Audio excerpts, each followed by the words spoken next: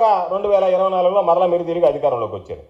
కాబట్టి మీరు చేసినటువంటివి ఏంటి అంటే 2014లో మీరు అధికారంలోకి వచ్చిన తర్వాత తమరు చేసినటువంటి ఘనకార్యాలు విభజన సమస్యలు, ఆ రోజు కొత్తగా ఏర్పడినటువంటి రాష్ట్రానికి విభజన సమస్యలు ఏ పరిష్కారం కాలే.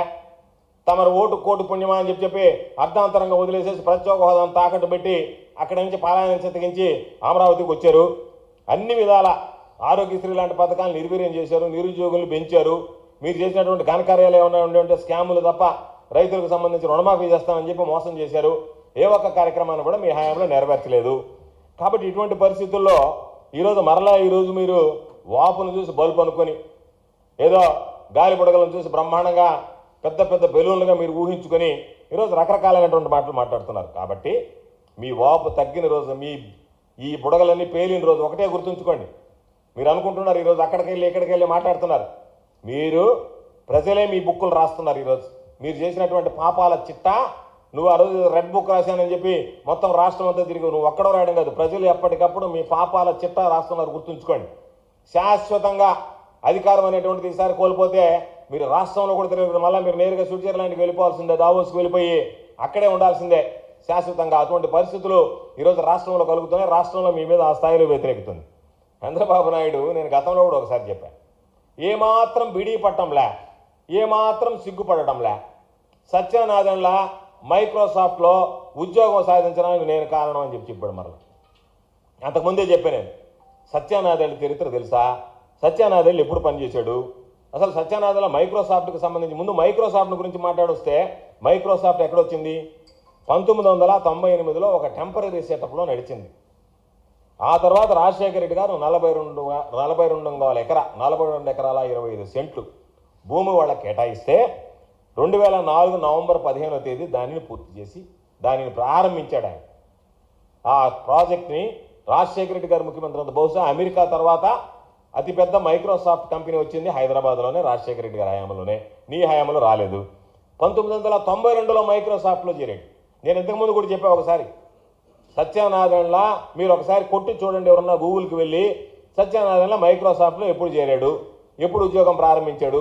1992లో. అప్పుడు నువ్వు రామారావు వెన్నుపోటు కూడా పడకపోతివే, ముఖ్యమంత్రి కాకపోతివే.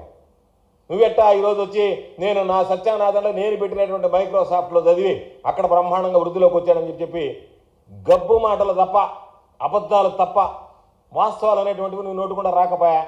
నీకు రాజశేఖర రెడ్డి గారు చెప్పినట్టుగా మునిశాపం ఉండే, నిజం మాట్లాడితే తల ఒక్కలైపోద్దని చెప్పి. కాబట్టి దాన్ని కాపాడుకోవడానికి ఆ తలను అబద్ధాలు చెప్పడం తప్ప వేరే పనే లేకుండా పోయేటువంటి పరిస్థితి ఏర్పడింది. ఈరోజు ఏముంది? ఆర్భాటం, ప్రచారం, అబద్ధాలు తప్ప రాష్ట్రానికి చంద్రబాబు నాయుడు వల్ల ఒరిగింది ఏదన్నా ఉందంటే, చంద్రబాబు నాయుడు దావోస్కి ఎన్నిసార్లు పోయాడు? కోట్లాది రూపాయలు ఖర్చు పెట్టడం, జాకీలు పెట్టి లేపడానికి మీడియా సంస్థలు వాళ్ళకు పోయి ఉన్నాయి లేని అన్నీ చెప్పడం, రకరకాలుగా అరచేతిలో స్వర్గం చూపించాడు. ఈరోజు నేను అడుగుతున్నా, ఇదిగో ఇవన్నీ మీకు సంబంధించినటువంటి పత్రికలు రాసినటువంటివే. రాష్ట్రానికి 150 సంస్థలు, ఈనాడులో ప్రధానంగా వచ్చినటువంటి ఆర్టికల్. పాపం ఈనాడు వాళ్ళు ఎవరన్నా ఉన్నప్పుడు చూసుకుంటే ఏమొచ్చాయి అనేటువంటిది తెలుస్తుంది. రాష్ట్రానికి 150 సంస్థలు, ఇదైపోయింది. తర్వాత ఏపీలో రక్షణ పరికరాల ప్లాంట్ లాక్హీడ్, ఇది ఎక్కడ మీద కనపడలే. పాపం ఇది కూడా ప్రముఖంగా ప్రచురించారు, ఇది కనపడలే, ఇంతవరకు రాలే.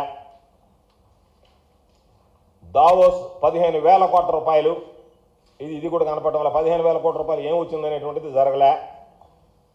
హై స్పీడ్ రైళ్ల కర్మాగారం, మామూలు రైళ్లు కూడా ఉన్నాయన, హై స్పీడ్ రైళ్ల కర్మాగారం. హైబ్రిడ్ క్లౌడ్, మైక్రోసాఫ్ట్కి సంబంధించినటువంటి హైబ్రిడ్ క్లౌడ్ వస్తుందని చెప్పి సౌదీ అరామ్కో రాష్ట్రానికి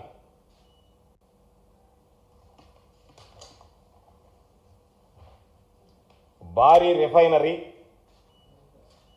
ఇక్కడికి కృష్ణపట్నంలో ఏర్పాటుకి సౌదీ అరామ్కో రెడీ.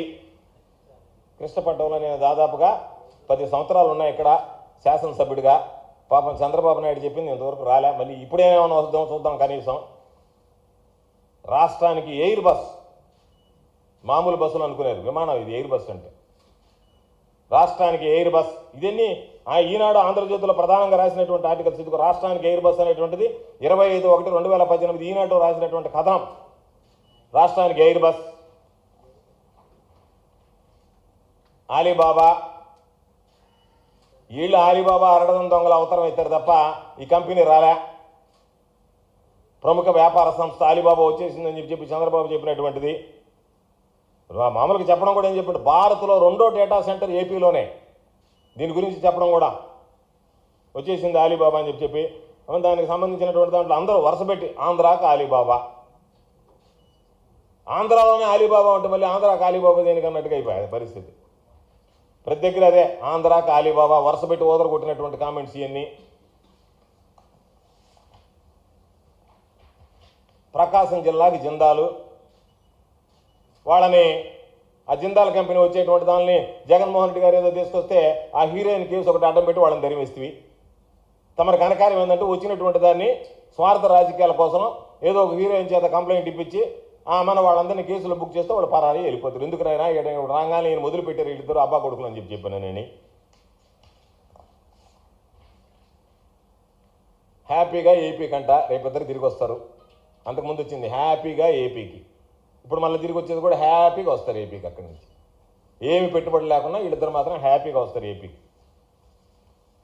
కాబట్టి ఇన్ని రకాలైనటువంటివి ఇచ్చి ఈరోజు చంద్రబాబు నాయుడు చెప్పాల్సింది నువ్వు చెప్పినటువంటి వాటిల్లో 2014, 2019 మధ్య 5 సార్లు 4 సార్లు నువ్వు పోయావు, ఒకసారి మీ కొడుకు పోయాడు. ఏమన్నా ఇదిగో మేము చెప్పినటువంటి వాటిలో ఈరోజు నేను చెప్పినటువంటి ఎయిర్ బస్ వచ్చిందా, మీరు సంబంధించినటువంటి దాంట్లో ఏదైనా ఆలీబాబా వచ్చిందా, 1000 కోట్ల పెట్టుబడులు తీసుకొచ్చారా, ఏం జరిగిందనేటువంటి చెప్తే ప్రచారం కోసం కోట్లు ఖర్చు పెట్టారు. ఈసారి అయితే ఒక అడుగు ముందుకేసి అక్కడ ఉన్నటువంటి నేషనల్ ఛానల్స్ కూడా కోట్లాది రూపాయలు డబ్బులు ఇచ్చారు. వీళ్ళు చాలరు నాకు, నా కెపాసిటీకి అనుకున్నాడేమో పాపం.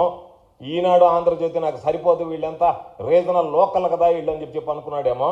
అందుకని ఈరోజు కోట్ల రూపాయలు ఖర్చు పెట్టి నేషనల్ ఛానల్స్ అందరూ వాళ్ళకి సంబంధించినటువంటి దాంట్లో జీవోల మీద జీవోలు విడుదల చేశారు. నేషనల్ ఛానల్స్కి సంబంధించి కోట్లాది రూపాయలు జీవోలు విడుదల చేశారు.